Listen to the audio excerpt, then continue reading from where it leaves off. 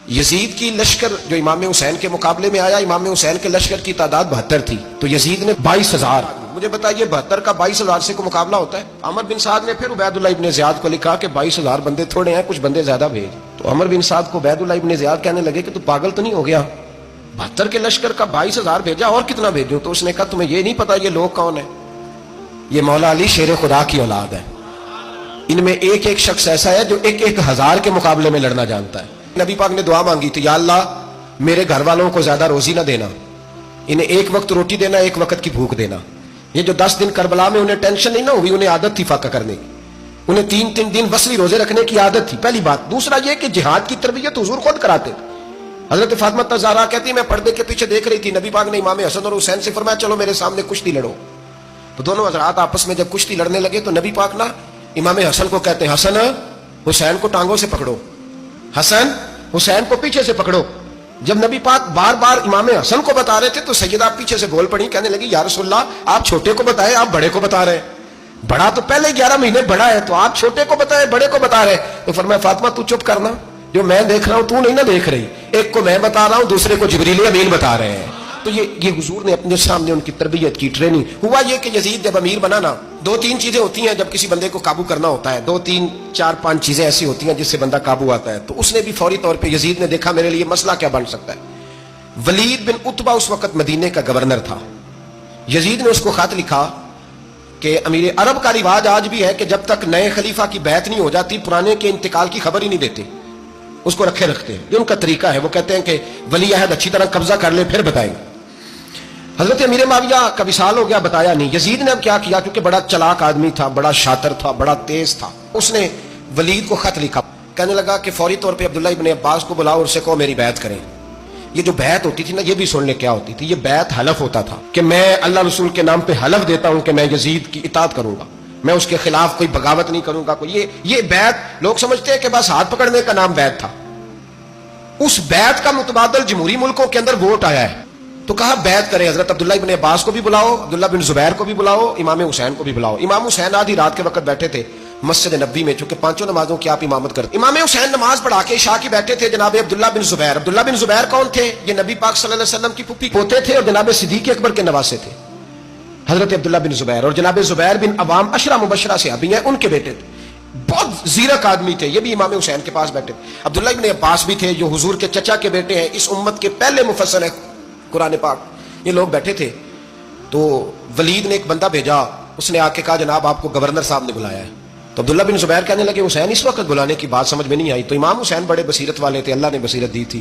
کہنے لگے عبداللہ آپ کو سمجھ نہیں آئی، مجھے سمجھ آ گئی، امیر معاویہ وصال کر گئے اور یہ ہمیں جو بلایا گیا ہے نا یہ یزید کی بیعت کے لیے بلایا گیا ہے. تو کہا پھر آپ آدھی رات کو نہ جائیں، آپ کے لیے خطرہ ہوگا. تو امام حسین فرمانے لگے خطرہ حسین کو نہیں ہوتا. نے کہا پھر بھی آپ مہربانی کریں ذرا احتیاط سے جائیں.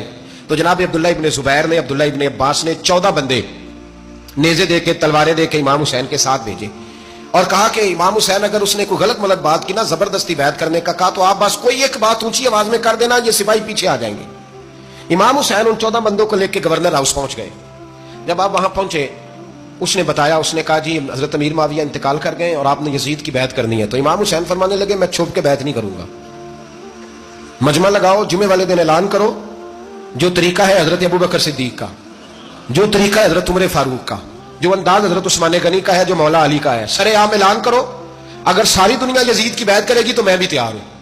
تم مجھ سے بیعت لے کے پھر لوگوں کو بتانا چاہتے ہو کہ حسین بیعت کر رہے ہیں تو تم کیوں نہیں کر رہے؟ میں عام آدمی نہیں ہوں، لہذا چھپ کے بیعت نہیں کرتا. جب یہ بات کی نا تو ولید بڑا نرم دل تھا اور امام حسین کی شان کو جانتا تھا. وہ جانتا تھا یہ نبی پاک کا خاندان ہے. اس نے کہا جی مجھے تو حکم تھا، باقی آپ حضور کے نواز ہیں، میں کر کچھ. وہاں ایک بڑا بدبخت شخص بیٹھا تھا عبد الملک بن مروان. وہ ولید سے کہنے لگا کہ اگر حسین آج تمہارے ہاتھ سے نکل گئے تو تمہارے لیے بہت بڑا مسئلہ کھڑا ہو جائے، انہیں جانے نہ دینا، یا بیعت کراؤ یا ان سے کہو جنگ کے لیے تیار ہو. تو امام حسین رضی اللہ تعالیٰ عنہ کے کانوں میں آواز گئی تو فرمانے لگے ابن مرجانا، اگر تیرے اندر جرت ہے تو آ سامنے حسین کے، اس کے کانوں میں باتیں نہ کر، کانا پھوسی نہ کر، باہر آ میدان میں، شرارت نہ کر، باہر آ، میں تمہیں ابھی بتاتا ہوں کہ حسین سے مقابلہ کرنے کا انجام کیا ہے. یہ کہہ کے امام حسین باہر نکلے، اپنے بھائی محمد بن انفیہ کو بلایا، عبداللہ بن زبیر، عبداللہ ابن عباس، ڈھیر سارے لوگ اکٹھے ہو گئے. فرمایا یہ معاملہ ہے، اب کیا کرنا ہے؟ تو وہ کہنے لگے حضور وقت ابھی مناسب نہیں ہے, آپ اس طرح کریں یہاں رکیں, ہم مکے سے, عراق سے, کوفے سے لوگوں کو بلاتے ہیں, یہاں ایک بڑی مجلس مشاورت قائم کرتے ہیں. امام حسین فرمانے لگے اگر تم مشاورت قائم کرو گے تو ولید اور عبد الملک بن مروان وہ تو جنگ کرنے کو تیار ہیں, اور نبی پاک نے فرمایا ایک مینڈا ہوگا جس کی وجہ سے مدینے کی گلیوں میں لہو بہے گا. فرمانے لگے میں وہ بکرا وہ مینڈا نہیں بننا چاہتا. کہا پھر آپ کیا کریں گے؟ تو امام حسین رو پڑے, فرمانے لگے میں مدینہ چھوڑ جاؤں گا لیکن مدینے کی حرمت پامال نہیں ہونے دوں گا. امام علی مقام آدھی رات کے وقت نکلے. سیدہ فاطمہ کا دروازہ ایک اس دن تھا جس دن حضرت مولا علی کوفے چلے گئے اور دوبارہ آج تالا لگا جب امام حسین نکلے. آپ جنت البقیع کے پیچھے کھڑے ہو کے حضور کا روزہ دیکھنے لگے. اس وقت گنبد تو نہیں ہوتا تھا, روزہ دیکھنے لگے. نانا تیرے کرم کے خزینے کی خیر ہو, میں جا رہا ہوں تیرے مدینے کی خیر ہو. سارا خاندان لے گئے, مکے تشریف لے گئے. حج کے ایام قریب آنے والے تھے.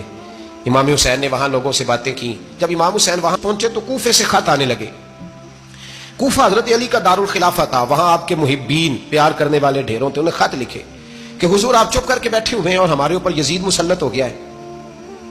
آپ اگر میدان میں نہیں نکلیں گے, آپ نہیں آئیں گے تو ہم اللہ کی بارگاہ میں شکوہ کریں گے کہ کوئی ہماری کمان کرنے کو تیار ہی نہیں ہوا.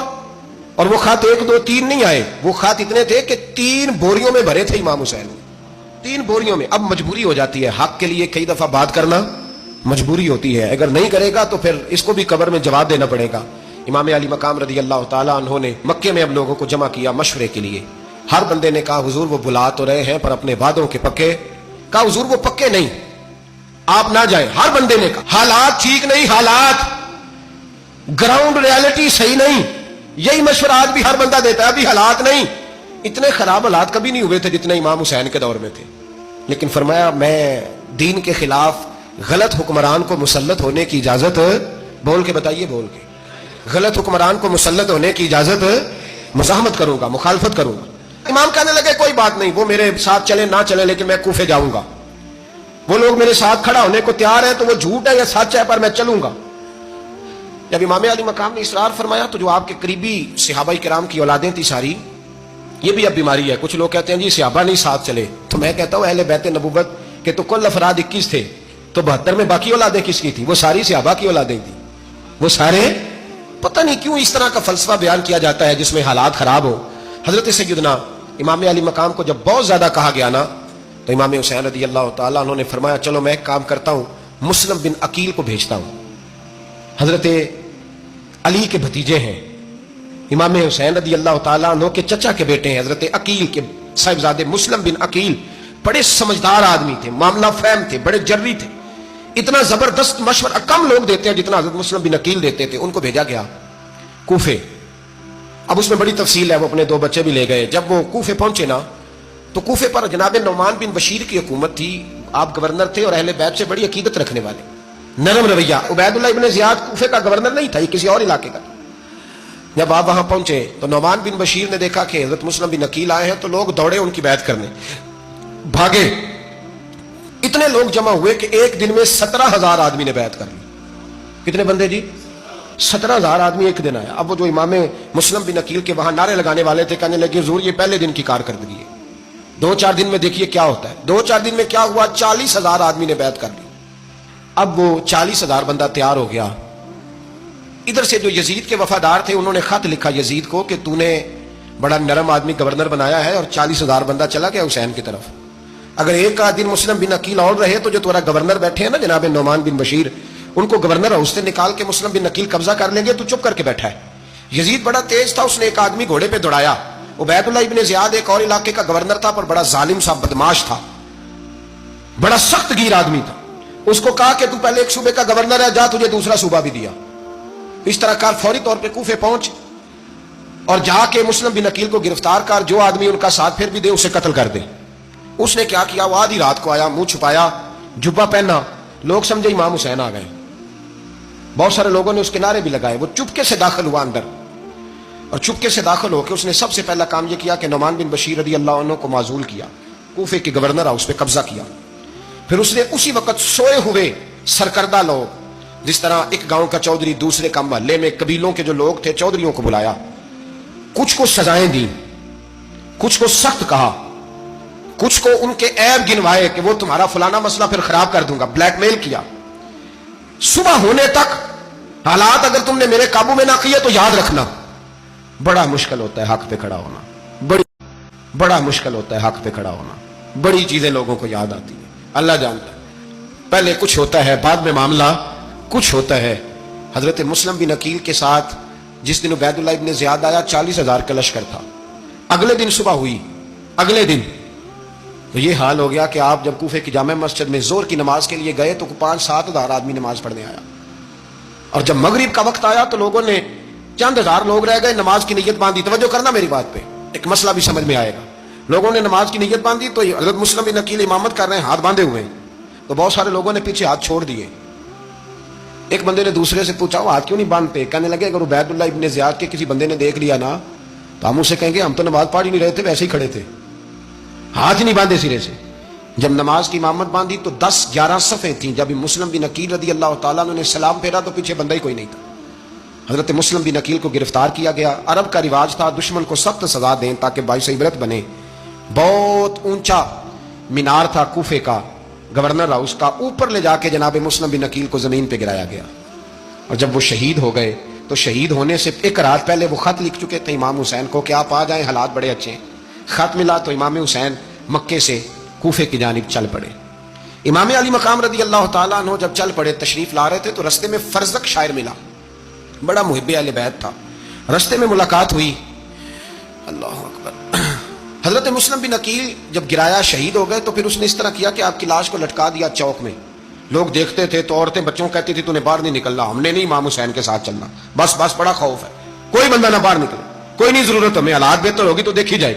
हजरत इमाम हुसैन रदी अल्लाह तआला अन्हु ने फरजक शायर रस्ते में मिला तो इमाम हुसैन को कहने लगा कहाँ जा रहे हैं? फरमाया मैं कूफे जा रहा हूँ। कहने लगा हुजूर ना जाइएगा, लोगों के दिल आपके साथ हैं, तलवारें आपके साथ नहीं। सैयदना इमाम हुसैन रदी अल्लाह तआला अन्हु को आके कहा हुजूर वो सारे कूफे वाले मानते हैं कि बात हुसैन की ठीक है लेकिन आपकी सपोर्ट नहीं करेंगे। और अगली बात फरजक ने यह की कि हुजूर मैं हजरत मुस्लिम बिन अकील की लाश को लटकी हुई देख के आया हूँ कूफे के चौक में। बड़ा ही खूबसूरत फिक्रा है इमाम हुसैन का। फरमाने लगे मेरा भाई लटका हुआ था, कहीं किसी के आगे झुका तो नहीं था? लटका ही था ना, कहीं झुका तो नहीं किसी के आगे? कहा हुजूर नहीं। तो आप फरमाने लगे अगर मुस्लिम बिन अकील लटक गया तो हुसैन भी लटक जाएगा, लेकिन झुकेगा। हजरत इमाम हुसैन तशरीफ लाए, बच्चों समेत आए। हुर बिन यजीद एक शख्स था। हुर बिन यजीद एक मुख्तसर सा लश्कर लेके उसने इमाम हुसैन को एक जगह पे रोका, फिर दूसरी जगह पे रोका, बिल आकर तीसरी जगह पे रोका। तो इमाम हुसैन ने फरमाया जगह कौन सी है? कहा हुजूर करब बला। फरमाया बस यही खैमे लगा दो, यही। हजरत सैयदा ज़ैनब ने पूछा इमाम हुसैन से कि सारे जमाने ने रोका है, ठीक है आप हक पे हैं, ये भी सब ने कहा आप हक पे हैं, पर रोका भी सब ने, आप रोके क्यों नहीं? तो इब्ने कसीर और इब्ने असीर लिखते हैं कि इमाम हुसैन रो पड़े, कहने लगे बहन मैं रुक जाता पर मैंने रात को नाना मुस्तफा को ख्वाब में देखा है। तो हुजूर ने फरमाया हुसैन अगर आज ये रिवाज पड़ गया ना यजीद जैसे लोगों का तो कयामत तक पड़ा रहेगा। फिर लोग कहेंगे कोई निकला नहीं था तो हमें भी निकलना, फिर लोग जालिमों के सामने गर्दनें झुकाने के आदी हो जाए। मैं कहता रहता हूं, कह रहा हूं, करबला की जंग कुफर इस्लाम की जंग नहीं, कुफर इस्लाम की जंग नहीं करबला की, क्योंकि यजीद तो बड़ा पक्का नमाजी था, खुतबा देता था वो तो। जब इमाम हुसैन रदी अल्लाह तआला अन्हु ने करबला के मैदान में जुमे का दिन था तो यजीद के सामने को बात करनी शुरू की, अमर बिन साद के सामने। तो अमर बिन साद कहने लगा हुसैन ज्यादा बातें ना कर, हमारा जुमा लेट हो रहा है, जंग के लिए तैयार हो, फटाफट आ। अहले बैत नबुव्वत को कत्ल करेंगे और कत्ल के बाद फिर नमाज पढ़ेंगे और फिर कहेंगे अल्लाहुम्मा सल्ली अला मुहम्मद व अला आले मुहम्मद, उसी नमाज में फिर दरूद भी पढ़ेंगे। ये कैसा मर्तबा है, कैसा अंदाज है, दोस्ती कातिल से भी मकतूल से याराना भी। इमाम हुसैन ने करब हुर बिन यजीद इमाम हुसैन से कहने लगा मुझे हुक्म है आपको रोकने का, आप आगे नहीं जा सकते। इमाम साहब ने फरमाया वजह? जमीन अल्लाह की है। उसने कहा आप बैत नहीं कर रहे, यजीद की हालात आपके हक में दुरुस्त नहीं है, आप नहीं जाएंगे। इमाम रुक गए। जोहर की नमाज का वक्त हुआ तो हजरत अली अकबर इमाम हुसैन के बड़े साहिबजादे, उन्होंने अजान जोहर पढ़ी तो हुर बिन यजीद के लश्कर ने इमाम हुसैन के पीछे नमाज अदा की। कहा भाई तुम मुकाबले में आए हो, नमाज पीछे पढ़ते हो? कहा हुजूर मुकाबला तो तलवारों से कर रहे हैं पर हमारा दिल तो मानता है ना कि मुस्तफा का नवासा बड़ी शान वाला है। हुर बिन यजीद ने 3 नमाजें लश्कर समेत इमाम हुसैन के पीछे पढ़ी हैं, 3 नमाजें, जोहर असर और मगरिब। फिर इमाम हुसैन के सामने शराइत पेश की कि आपको यहाँ घेर लिया गया है, यहाँ आप बैत करेंगे, यहाँ आप जंग करेंगे, 2 ही बातें। इमाम हुसैन ने फरमाया नहीं भाई बैत तो मैं नहीं करता, इसके अलावा तुम जो कहते हो मैं करने को तैयार हूं। उसने खत लिखा, उबैदुल्लाह इब्न ज़ियाद को एक बंदा दौड़ाया पीछे, कूफे चंद मील पे कूफा था। कहा वो नहीं मान रहे, क्या करना है? تو حسین ابن علی ہے، میں زیادہ دیر انہیں روک بھی نہیں سکتا. انہوں نے پیغام دیا حور بن یزید کو کہ کرنا کچھ بھی نہیں، ان کا پانی بند کر دو، بلیک میل کرو، کھانا پانی نہیں ملے گا، چھوٹے چھوٹے بچے ہیں خود ہی مان جائیں گے. حضرت امام علی مقام کے بارے میں حور کے پاس جب یہ پیغام آیا تو حور کہنے لگا میری طبیعت نہیں مانتی حسین پر پانی بند کروں، دل نہیں مانتا. جب یہ لفظ کہے نا دوبارہ تو پھر عبید اللہ ابن زیاد نے عمر بن سعد کو 10,000 آدمی دے کے بھیجا، کہا حور بن یزید لچک دکھا رہا ہے حسین کے حق میں.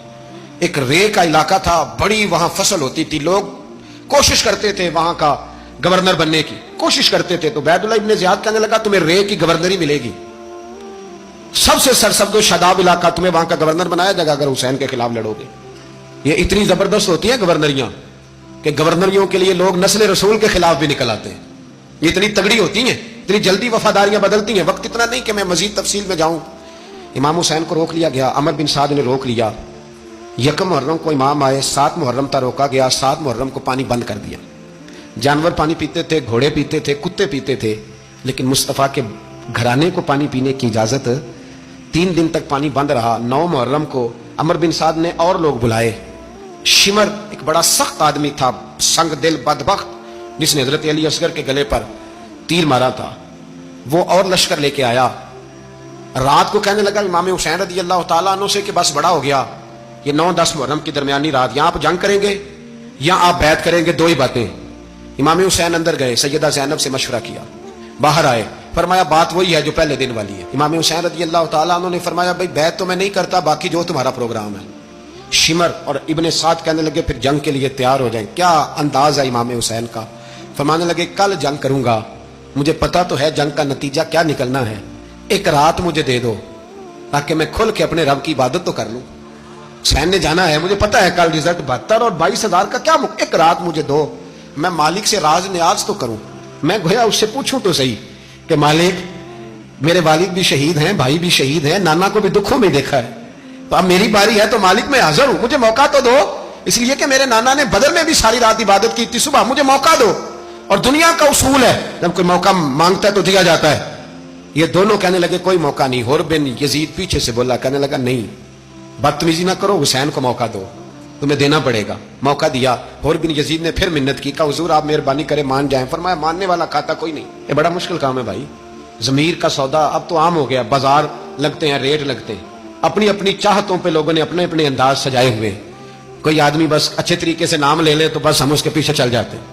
اب تو عام ہو گیا یہ معاملہ. امام حسین نے فرمایا ہو ہی نہیں سکتا، ممکن ہی نہیں ہے. ساری رات عبادت میں گزری، ریاضت میں گزری. تہجد کا وقت ہوا تو گھر والوں کو بلایا، فرمایا دیکھنا تمہاری سی کی آواز نہ باہر آئے، خبردار سی کی آواز نہ آئے. اور امام زین العابدین سے فرمایا تو بیمار ہے، تو جہاد نہیں کرے گا، لیکن خیال رکھنا پیچھے. اور بڑی قیمتی بات بتا رہا ہوں، ہماری بیویاں کسی کے گھر میت ہو جائے تو 4 دن بخار نہیں اترتا. امام علی مقام نے سیدہ زینب سے فرمایا تو بڑی ہے، میری بہن ہے، پیچھے سارے بچے ہیں، جوان ہیں، ان کے حوصلے تیری ذمہ داری ہیں. صبح جنگ کا طبل بجنے لگا، فجر کی نماز پڑھی، سورج چڑھا. 10 محرم کا دن، جمعے کا وقت. جناب سیدنا امام حسین رضی اللہ تعالیٰ عنہ نے ریت پر سجدے کیے، لمبے سجدے، لمبی نماز. سورۃ الشمس کی آیات دوسری رکعت میں پڑھی تو سارا کربلا گونجنے لگا. کیا انداز تکلم تھا امام علی مقام کا. نماز مکمل ہوئی تو حور بن یزید، عمر بن سعد اور شمر سے کہنے لگے واقعی حسین سے لڑو گے؟ پتہ نہیں کون ہے. قل لا اسألکم علیہ اجرا، تم نے نہیں پڑھا الا المودۃ فی القربى، تمہاری آنکھیں بند ہیں. الحسن والحسین سید الشباب اہل جنہ، تمہیں نہیں پتا؟ کہنے لگا چپ کر، حکومت نظر آ رہی ہے. اور بن یزید کہنے لگے پھر میرا بھی فیصلہ سنو، مجھے حکومت نہیں چاہیے، مجھے جنت چاہیے. حکومت نہیں چاہیے. امام حسین کی پہلی فتح دیکھیں، حور بن یزید ایڑی لگا کے نا یزید کے لشکر سے نکل کے امام حسین کے لشکر میں شامل ہو گیا. اور پہلا شخص جس نے امام حسین کو روکا، امام حسین کے نام پر پہلا سر بھی اسی شخص نے کٹایا ہے.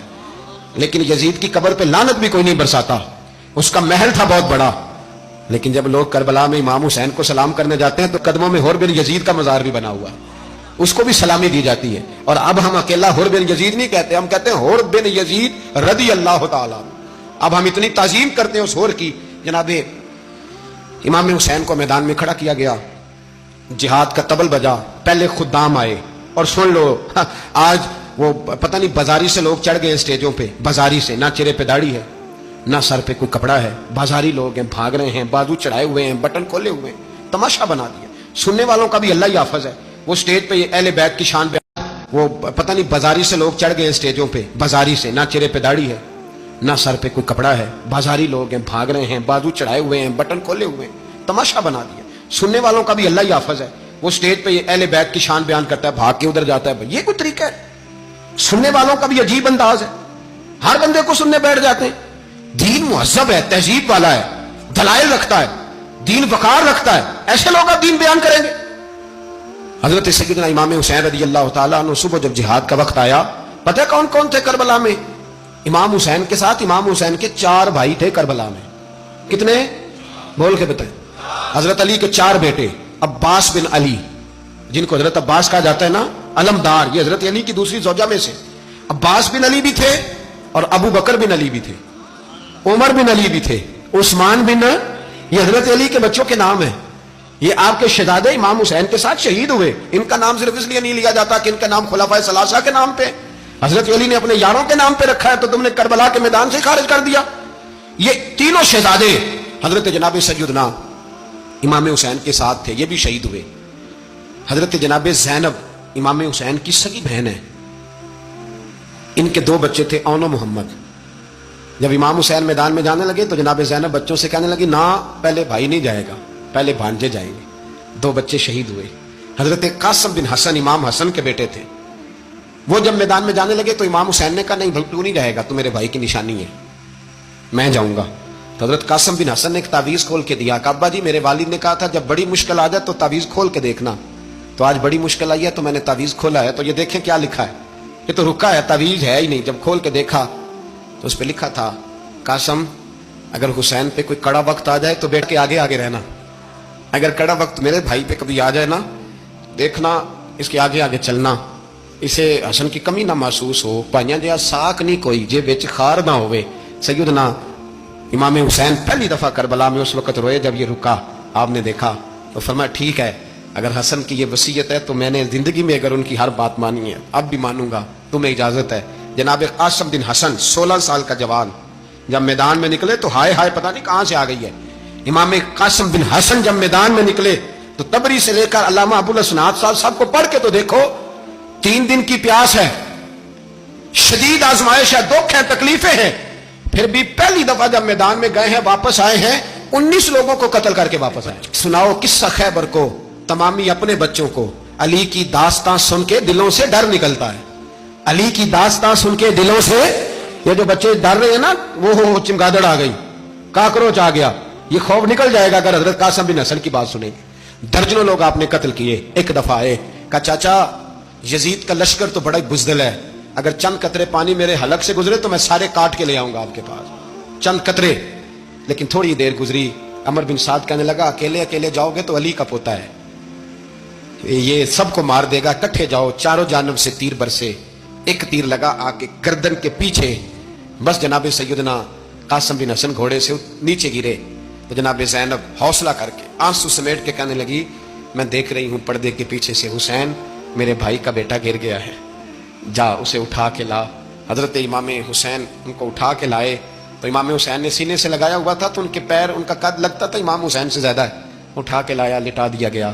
امام حسین کے اپنے بڑے بیٹے میدان میں نکلنے کو, علی اکبر نام ہے, جب جن لوگوں نے حضور کو نہیں دیکھا تھا وہ جب کہتے نا ہم نے نبی پاک کا دیدار نہیں کیا تو بتاؤ کس طرح کے تھے, تو بتایا جاتا تھا کہ جناب علی اکبر کا دیدار کرو, ہم شبیہ مصطفیٰ.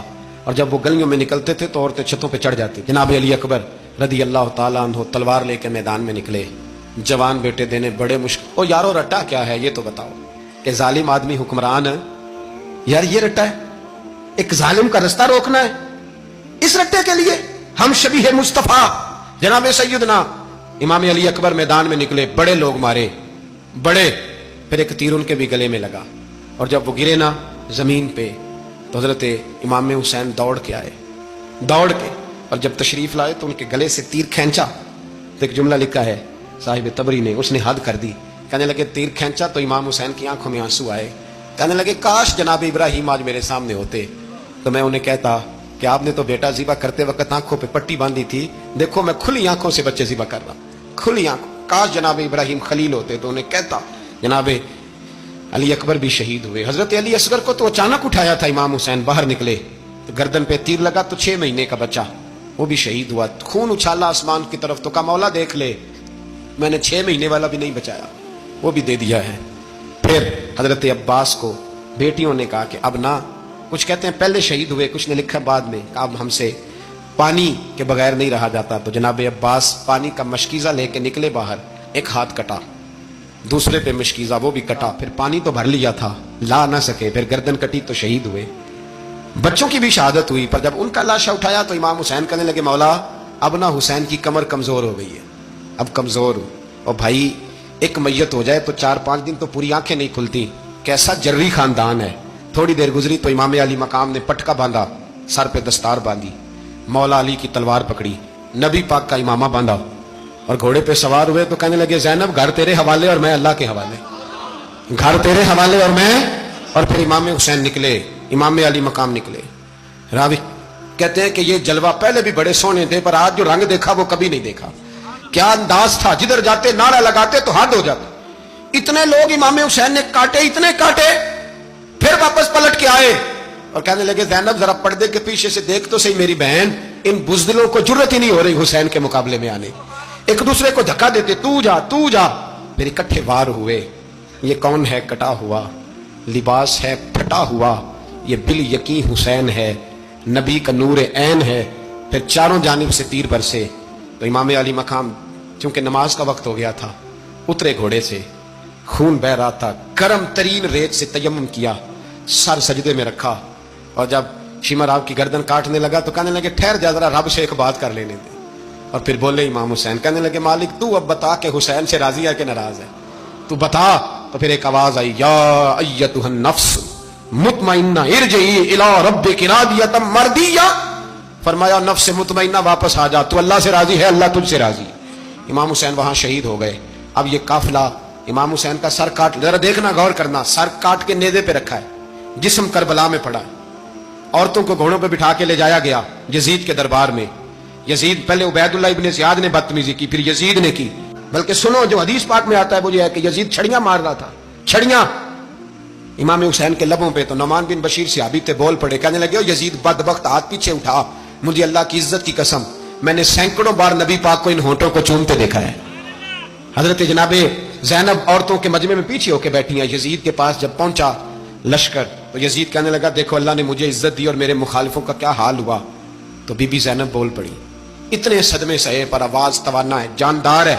हजरत सैयदा ज़ैनब ने जब सुना ना कि ये कह रहा है कि मुझे अल्लाह ने इज्जत दी, तो जनाब ज़ैनब बोली, नौमान बिन बशीर कहते हैं बीबी बोली, इतने सदमे हैं पर जनाब ज़ैनब बोली अल्लाह अकबर, इस अंदाज में बोली कि पहले कुरान मजीद की आयत पढ़ी, कहने लगी वतुइज़्ज़ु मन तशा वतुज़िल्लु मन तशा बियदिकल खैर इन्नका अला कुल्लि शैइन कदीर। और फिर कहने लगी यजीद तू बकता है, कहता है कि तू इज्जत वाला हो गया, ये तेरी हुकूमत है, 4 दिन गुजरने दे, तुझ पे कोई लानत भी नहीं बरसाएगा और मेरे भाई का कयामत तक मिंबरों में और खुतबों में जिक्र हुआ करेगा, वक्त गुजरने दे। जब जनाबे बीबी ज़ैनब बोल रही थी तो हुजूर के नबीना से अभी पास बैठे थे, जनाबे नौमान बिन बशीर का हाथ हिलाया, हिला के कहने लगे क्या अली आ गए? तो अली की आवाज लगती है, जिब्रील अमी बोल रहे हों जैसे, हिकमत के गोहर रोल रहे हों जैसे, दरबार दमिश्क में बीबी ज़ैनब का खिताब मिंबर पे अली बोल रहे हों जैसे। मेरे भाई बस करबला वाला काफिला तो मदीने पहुंच गया। 3 साल यजीद ने हुकूमत की, शराबें आम हो गई, मक्के पे हमला हुआ, खाना काबा का गुलाफ जला, मदीने पे उसने हमला किया। 3 दिन मस्जिद नबवी में उसने घोड़े बांधे, मस्जिद नबवी में सहाबा को निकाल के अपना उसने इमाम मुकर्रर किया, लेकिन फिर उम्मत ने उसे कबूल न किया, फिर वो रुसवा हुआ और आज तक वो रुसवा है। लेकिन इमाम हुसैन का नाम कल भी जिंदा था और आज भी